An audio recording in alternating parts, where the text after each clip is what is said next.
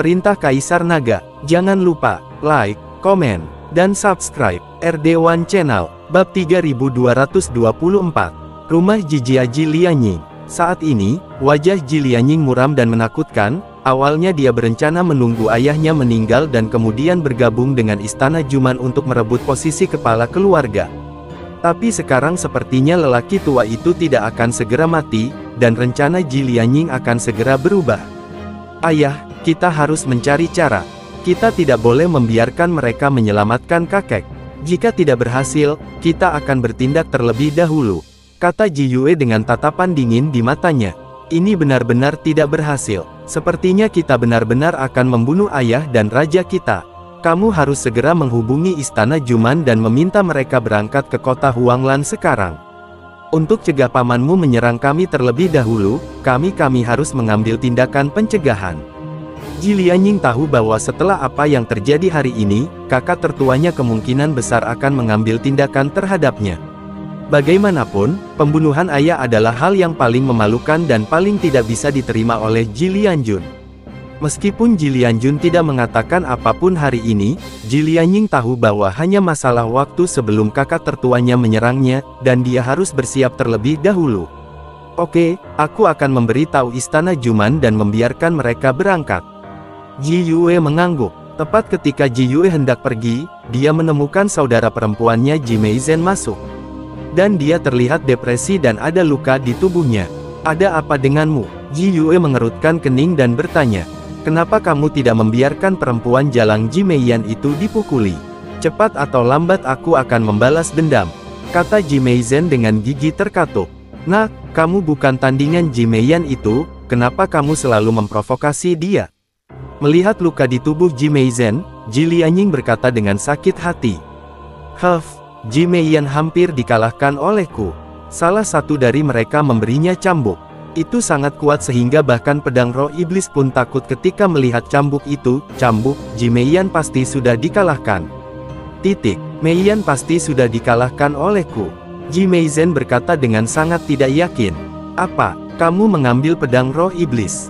Di mana pedangnya sekarang? Petik 2. Ji Lianying berkata dengan kaget. Melihat ini, Ji Meizen menundukkan kepalanya sedikit dan berbisik, pedang itu dihancurkan, dan roh iblis di dalam pedang itu dibunuh oleh seorang pria. Petik 2. Kamu terlalu lancang. Siapa yang memintamu untuk mengambil pedang roh iblis itu? Ini jika pamanmu tahu tentang ini, kita semua akan dikutuk. Ji Lianying meraung, terlihat sangat gugup. Ji Meizen dimarahi hingga dia tidak berani melihat ke atas.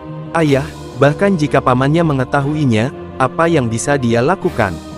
Hal terburuk yang bisa dia lakukan adalah segera putus dengannya. Cepat atau lambat dia akan putus dengannya, kata Ji Yue dengan wajah tidak yakin. Tanda seru, kami belum siap. Jika kami putus sekarang, kami tidak memiliki peluang untuk menang. Petik 2. Ji Lianying menghela nafas, tetapi tiba-tiba sepertinya memikirkan sesuatu, memandang Ji Meizen dan berkata, kamu mengatakan bahwa Ji Meiyan tiba-tiba memegang cambuk setelah itu, pedang roh iblis menjadi takut dan berbalik dan lari.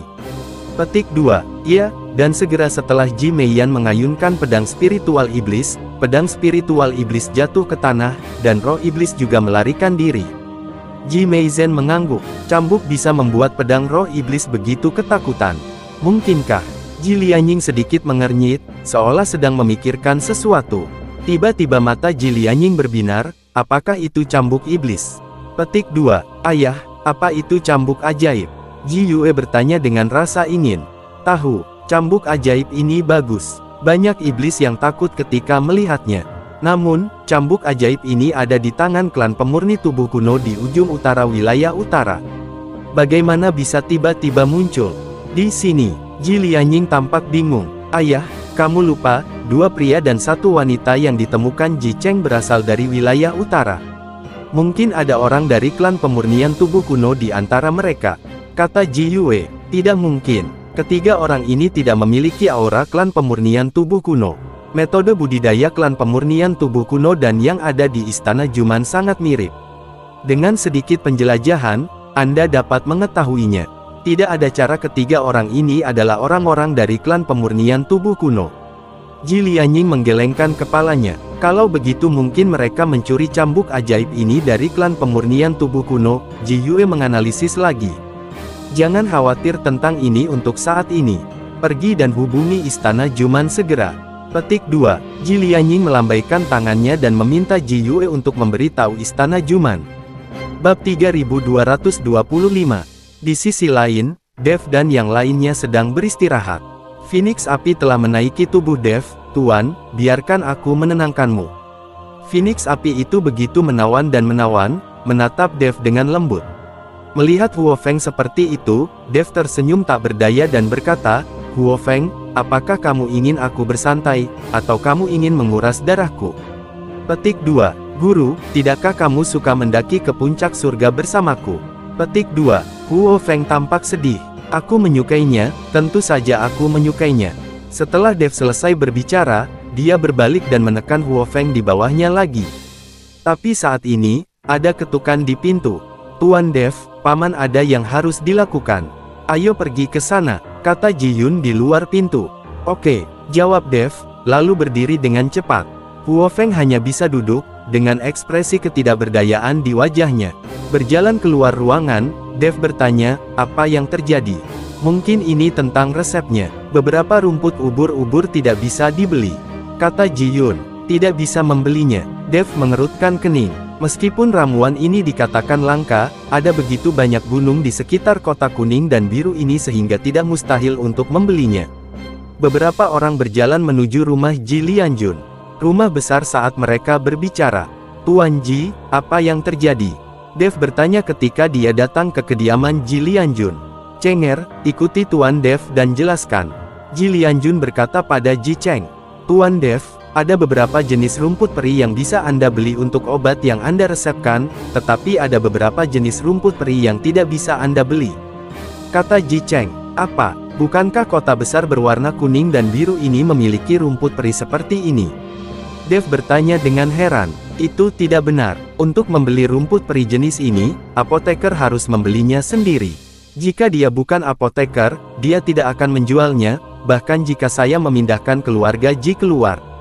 Apoteker ini akan bersama. Kita kota Huanglan memiliki status yang sangat tinggi, terutama dengan master kedokteran yang memimpin, jadi kami tidak dapat menggunakan kekerasan. Ji Cheng berkata dengan sangat malu. Ketika Dev mendengar ini, dia langsung tertawa dan berkata, jadi begitu. Ini tidak mudah. Aku hanya perlu pergi bersamamu. Petik 2. Dev tidak menyangka bahwa apoteker di kota Huanglan akan bersikap sangat formal. Sama seperti banyak apotek di dunia sekuler, beberapa obat resep tidak dapat dijual kepada orang biasa begitu saja. Mereka harus mendapat perintah dari dokter. Itu bagus untukmu. Titik. Tuan Dev. Ji Lianjun berkata dengan sangat sopan. Ini hanya sedikit usaha. Dev berkata sambil tersenyum tipis. Dev meminta Ji Yun dan Huo Feng untuk tinggal di rumah Ji, dan dia pergi ke asosiasi ahli pengobatan di bawah kepemimpinan Ji Cheng. Ahli pengobatan memiliki status yang relatif tinggi di seluruh surga dan manusia, dunia. Kalau tidak, sekte Kuali Giok tidak mungkin bertahan di tengah kota Raja Mingli dan kota Raja Iblis. Segera, kedua orang itu datang ke gerbang asosiasi master kedokteran. Banyak orang yang mengenakan kostum dukun datang masuk dan keluar dengan ekspresi arogan. Jangan lihat para dukun ini. Kekuatannya tidak tinggi, tetapi statusnya tinggi. Karena setiap orang mungkin terluka, sakit, atau keracunan, dan saat ini, hidup dan mati ada di tangan apoteker ini. Oleh karena itu, tidak ada yang mau menyinggung apoteker ini. Ji Cheng membawa Dev pergi memasuki asosiasi apoteker. Meskipun apoteker terlihat sombong, mereka semua menyambut Ji Cheng dengan antusias. Bagaimanapun, keluarga Ji adalah keluarga kaya di kota Huanglan, dan juga merupakan pengontrol sebenarnya kota Huanglan. Ji Cheng membawa Dev ke asosiasi apoteker. Setelah itu, dia langsung pergi ke konter yang menjual jamu. Tuan Ji, apakah ini apoteker yang meresepkan obat untuk Anda? Seorang apoteker wanita bertanya pada Ji Cheng sambil tersenyum. Iya, ini Tuan Dev adalah apotekernya. Bisakah Anda membeli jamu untuk resepnya sekarang? Petik 2. Tanya Ji Cheng. Tentu saja bisa, tetapi Anda masih membutuhkan pria ini untuk menunjukkan token apotekernya. Di surga dan dunia manusia kita, Setiap apoteker memiliki token, dan itu bersifat universal di 5 alam. Apoteker wanita itu masih berkata sambil tersenyum. Bab 3226. Ji Cheng melirik Dev, dan Dev mengeluarkan token apoteker dari ring penyimpanan dengan backhandnya. Token apoteker ini dikeluarkan ketika saya berada di Kabupaten Jialing. Melihat tanda apoteker Dev, apoteker wanita itu mengangguk dan mulai meminum obat sesuai resep. Tak lama kemudian, apoteker wanita itu mengambil semua jenis jamu, lalu berkata, "Tuan Ji, sebagian besar jamu jeli yang dibutuhkan untuk resep ada di sini, kecuali songwit, yang tidak kami miliki di sini. Jeli jenis ini rumput relatif jarang dan sangat berharga. Kamu harus pergi ke Yaozun. Kamu masih ingin pergi ke Yaozun?" Mendengar ini, ekspresi Ji Cheng menjadi sedikit tidak wajar. "Apa, bukankah Yaozun itu menjual rumput peri?" Melihat ekspresi Ji Cheng, Dev bertanya dengan bingung. Tuan Dev tidak tahu, meskipun ahli pengobatan juga menjual berbagai jenis ramuan peri, tidak semua orang bisa membelinya. Petik 2.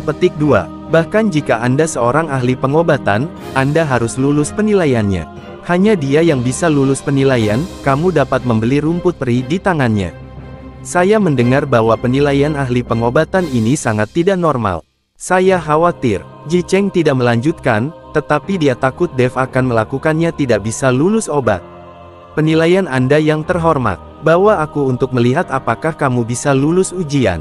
Ayo coba lagi." Dev tidak yakin bahwa dia pasti akan lulus ujian master kedokteran. Lagi pula, untuk disebut master kedokteran, dia pasti sangat dicapai dalam memurnikan obat. "Oke." Ji Cheng mengangguk. Setelah mengemas semua jenis ramuan peri, Ji Cheng membawa Dev dan meninggalkan asosiasi apoteker, lalu berjalan menuju sebuah rumah megah di belakang asosiasi apoteker. Begitu saya berjalan ke pintu, saya melihat banyak orang sudah ada di sana, semuanya mengenakan pakaian apoteker. "Tuan Dev, disinilah tempat tinggal Yaozun. Jika Anda ingin bertemu Yaozun dan membeli rumput peri darinya, Anda harus melewati banyak ujian." Petik 2. Orang-orang ini ada di sini untuk ujian. Jika Anda bisa bertemu Yaozun, on sisi kedokteran, kalau begitu cukup untuk dibanggakan di dunia. Apoteker. Petik 2. Ji Cheng memperkenalkan. Dev melihat bahwa orang-orang yang datang ke sini untuk penilaian semuanya adalah apoteker tua. Lagi pula, mereka tidak memiliki pengalaman yang kaya sebagai apoteker dan mereka tidak berani datang ke sini untuk penilaian. Petik 2. Lalu ayo masuk dan lihat, kata Dev. Dengan itu, dia berjalan menuju rumah Yaozun. "Hei, apa yang kamu lakukan? Apakah kamu tidak melihat begitu banyak orang? Berhenti berkerumun. Kamu masih kecil, apa yang kamu lakukan di sini? Apakah Anda juga ingin mengikuti penilaian?" Petik 2. Ini penilaian Yaozun. Ini bukan lelucon. Sebaiknya kau segera pergi. Petik 2. Banyak apoteker yang mengejek Dev. Lagi pula, Dev masih terlalu muda. Meskipun dia memiliki keterampilan alkimia atau medis, dia tidak terlalu mahir. Ini adalah apoteker yang diundang oleh keluarga Ji kami. Siapa bilang anak muda tidak bisa berpartisipasi dalam bidang kedokteran? Apakah rasa hormat Anda sudah dinilai? Petik 2. Ji Cheng melangkah maju dan berkata. Setelah semua apoteker melihat bahwa itu adalah Ji Cheng, mereka semua berhenti berbicara. Keluarga Ji masih harus memberikan muka. Dev melihat tidak ada yang berbicara, jadi dia masuk ke rumah Yaozun. Dia baru saja pergi memasuki rumah Yaozun, Dev merasakan gelombang fluktuasi di ruang ilusi. Pada saat ini, beberapa apoteker yang sedih perlahan-lahan mengungkapkan sosok mereka. "Hei, level pertama ini sangat sulit, siapa yang bisa melewatinya?" Petik 2. Tidak, master kedokteran ini sendiri bahkan mungkin tidak dapat melewati level tersebut. Dalam ilusi ini, terlalu sulit untuk mengidentifikasi berbagai jenis rumput peri berdasarkan bentuk, warna, dan baunya. Beberapa apoteker mengeluh. Setelah mendengar ini, Dev akhirnya mengerti. Ada susunan ajaib di depannya. Setelah masuk, akan ada berbagai jenis rumput peri, dan apoteker perlu menggunakan bentuk, warna, dan baunya rumput peri untuk membedakannya. Namun hal ini tidak sulit bagi Dev. Anda harus tahu bahwa lautan kesadaran Dev berisi catatan alkimia tertinggi, dan ada juga kode emas Daluo yang diubah menjadi buku surgawi tanpa kata.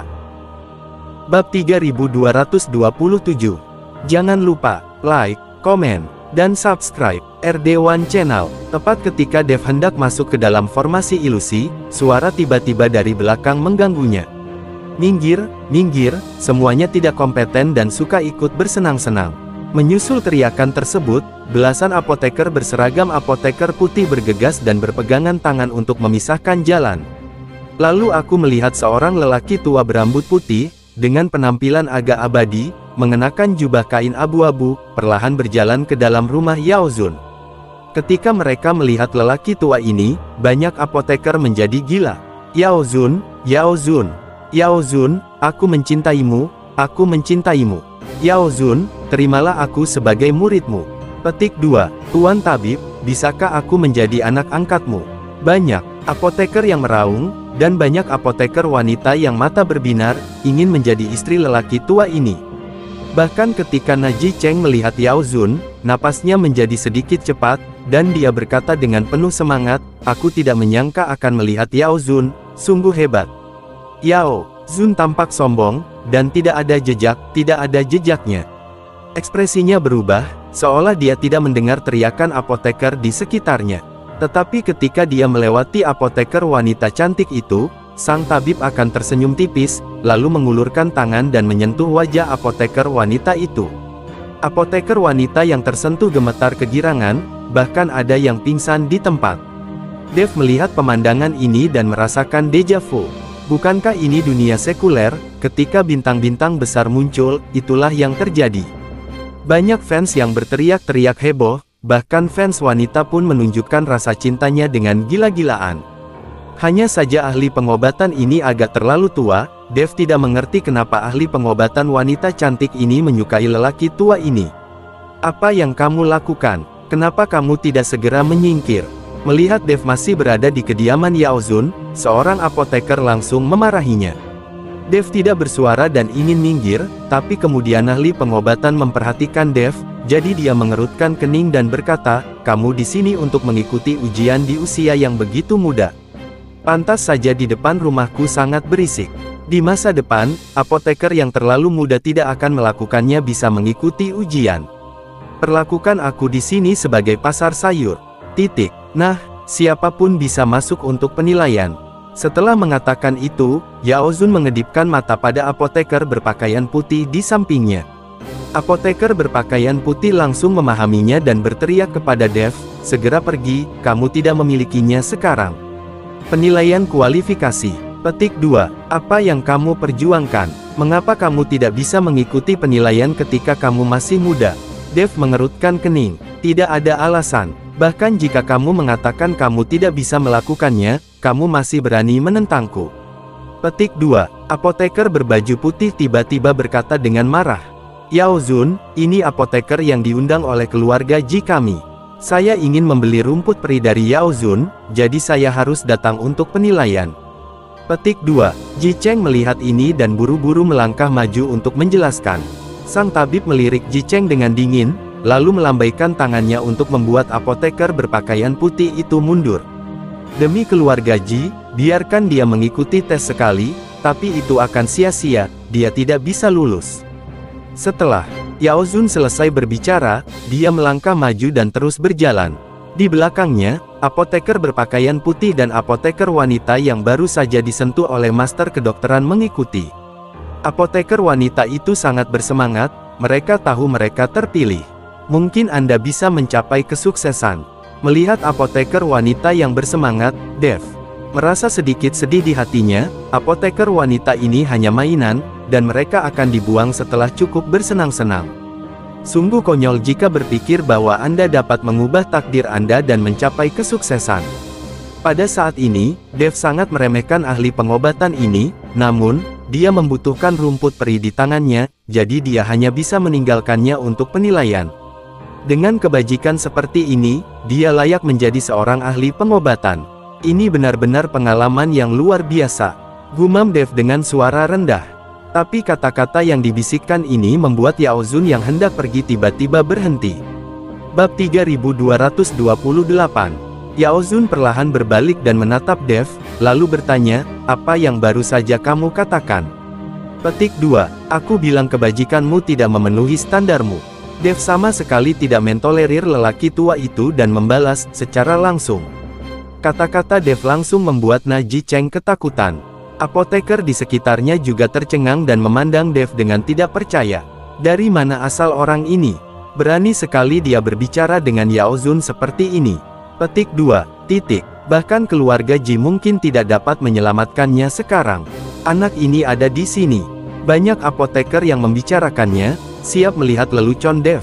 Yao Zun, dia. Ji Cheng ingin menyampaikan kata-kata yang baik untuk Dev. Namun sebelum dia selesai berbicara, tabib melambaikan tangannya dan menghentikannya. Kemudian dia menatap Dev dengan dingin dan berkata, "Kamu bilang kebajikanku tidak sesuai standar." "Tidak buruk," Dave Ping berkata tanpa mengubah ekspresinya. "Apakah kamu tahu dengan siapa kamu berbicara?" Yao Zun sedikit menyipitkan matanya. "Saya merasa Anda harus menunjukkan penampilan Anda. Adapun ujian yang Anda tetapkan, saya khawatir Anda tidak akan bisa lulus sendiri." Petik 2. Dev memandang Yao Zun dengan provokatif dan berkata, alasan mengapa Dev mengatakan ini adalah agar disukai banyak apoteker. Karena banyak apoteker yang menganggap penilaiannya terlalu sulit, dan bahkan tabib sendiri pun tidak bisa lulus. Benar saja, ketika Dev mengucapkan kata-kata ini, dia langsung menimbulkan keributan di antara banyak apoteker. Saya juga merasa sulit bagi Yao Zun sendiri untuk lulus ujian. Benar, ujian ini terlalu sulit. Ini hanyalah tingkat kesulitan yang luar biasa. Akhirnya ada yang berani mengungkitnya. Saya tidak tahu bagaimana Tuan Pengobatan akan menghadapinya. Petik 2. Semua orang berbicara, tapi kata-kata diskusi semuanya sampai ke telinga Tuan Pengobatan. Mendengarkan diskusi semua orang dan melihat provokasi Dev, wajah Yao Zun menjadi jelek. "Nah, apa maksudmu? Kamu tidak bisa bersaing denganku?" Yao Zun bertanya dengan wajah dingin. "Apa salahnya membandingkan?" Dev tersenyum ringan. "Jika kamu ingin bersaing dengan saya khawatir kamu belum memenuhi syarat. Jika kamu ingin bersaing dengan saya, kamu harus lulus ujian ini terlebih dahulu." Yao Zun melambaikan tangannya, dan susunan ilusi di depannya menjadi jelas. Semua orang hanya bisa melihat sepotong bunga dan tanaman samar-samar muncul di kehampaan. Ini adalah berbagai rumput peri dalam susunan ilusi. Dan isi dari penilaiannya adalah menggunakan kecepatan tercepat, membedakan jenis rumput peri berdasarkan rasa, bentuk, dan warna. "Jika kamu ingin bersaing denganku, masuklah." Yao Zun mendengus. Dev tersenyum ringan dan berjalan ke dalam barisan ilusi tanpa ragu sedikit pun. Di antara mereka, berbagai rumput peri dalam susunan hantu bergoyang tertiup angin, dan suara ahli pengobatan terdengar di telinga Dev. "Anda harus menemukan hati biji teratai, Han Gong Qiu, Mukwat liar, dari rumput peri ini. Gentian, Qianli dan, ingat, kamu hanya punya waktu 10 menit. Jika kamu tidak dapat menemukan rumput peri ini dalam 10 menit, itu akan dianggap gagal." Petik 2. Kamu tidak memenuhi syarat untuk bersaing denganku. Yao Zun menyebutkan lebih dari selusin jenis rumput peri secara berurutan, yang jelas jauh lebih banyak daripada jumlah yang diuji orang lain, dan dia hanya memberi waktu 10 menit, yang mana terlalu singkat. "Apakah kamu bercanda? Tidak mungkin menemukan lebih dari selusin jenis rumput peri dalam 10 menit. Petik 2. Ini sangat sulit, bahkan medisin immortal tidak dapat menyelesaikannya. Ini hanyalah ujian yang mustahil." Tampaknya Yao Zun ini sedikit di luar jangkauannya. Semua orang memperjuangkan ketidakadilan Dev. Ini bukan penilaian, ini intimidasi. Tidak ada yang bisa menemukan selusin jenis rumput peri ini dalam 10 menit. Tapi Dev tidak berkata apa-apa, dia melihat kererumputan di depannya, matanya seperti pemindai radar. Jenis rumput peri yang tak terhitung jumlahnya melewati lautan kesadaran Dev. Kode emas Daluo di lautan kesadaran Dev mulai berkedip, dan setiap jenis rumput peri mulai diposisikan secara akurat. Saya melihat Dev berjalan ke depan dengan tenang dan mulai memetik cincau tanpa melihat. Bab 3229. Seolah-olah dia sudah tahu di mana letak rumput peri itu. Dev menemukan lebih dari selusin jenis rumput peri di ladang bunga dan tanaman ini bahkan tanpa menggunakannya selama 10 menit. Dev menunjukkan ini kepada semua orang. Setelah melihat lusinan jenis rumput peri di tangan Dev dan menemukannya tanpa kesalahan, semua apoteker tercengang. Bahkan sang ahli pengobatan mengerutkan kening dan ekspresinya menjadi sedikit tidak wajar. Sial, apa yang terjadi? Apakah dia curang? Petik 2. Apa yang kamu pikirkan? Bagaimana kamu bisa curang dalam formasi ilusi ini, tapi ini terlalu keterlaluan. Petik 2. Aku tidak menyangka pemuda ini benar-benar memiliki beberapa keterampilan. Pantas saja dia berani ayo tantang Yao Zun. Mata semua orang membelalak, menatap Dev dalam formasi ilusi, rahang mereka ternganga karena terkejut. Dev perlahan keluar dari formasi ilusi, tersenyum tipis pada Yao Zun, yang masih sedikit terkejut, dan berkata, apakah aku memenuhi syarat untuk bersaing denganmu sekarang? Otot-otot di wajah Yao Zun melonjak beberapa kali, dan kemudian dia menjadi dingin. Dia mendengus dan berkata, oke, saya akan bersaing dengan Anda, tetapi apakah Anda perlu bertaruh sebelum kompetisi? Apa yang ingin Anda pertaruhkan? Dev bertanya, pertaruhkan nyawamu. Wajah Yao Zun penuh dengan keganasan. Dev berani menantang Yang Mulia di depan banyak apoteker, dan ahli pengobatan tidak akan pernah melepaskannya. Ketika dia mendengar tentang nasib taruhannya, Ji Cheng panik dan ingin mengatakan sesuatu, tetapi Dev melambaikan tangannya untuk menghentikannya. Apoteker lainnya menarik napas, mereka tidak menyangka bahwa master kedokteran akan bermain begitu keras dan mempertaruhkan nyawanya. Semua orang memandang Dev, bertanya-tanya apakah mereka berani berjudi. Tidak masalah, jika kamu menang, kamu dapat mengambil nyawaku sesukamu. Kata Dev tanpa peduli. Ini yang kamu katakan. Begitu banyak orang yang bisa bersaksi, jadi mari kita mulai kompetisinya. Petik 2. Mata Yao Zun bersinar penuh percaya diri di wajahnya. Tunggu sebentar, bagaimana jika kamu kalah? Dev bertanya. Aku tidak boleh kalah, kata Yao Zun dengan penuh percaya diri. Bagaimana jika kamu kalah? Kamu tidak bisa membiarkan aku membayar taruhannya sendiri, kan? Dev menatap Yao Zun dan bertanya. Jika aku kalah, kamu bisa membuat syarat apapun yang kamu mau. Kata Yao Zun. Oke, jika kamu kalah, aku tidak menginginkan nyawamu. Aku hanya ingin rumahmu dan semua rumput peri di dalamnya. Petik 2. Dev melirik ke rumah megah itu dan berkata. Yao Zun sedikit terkejut, tapi tidak langsung menyetujui Dev. Apa? Kamu tidak berani setuju? Apakah kamu takut kalah?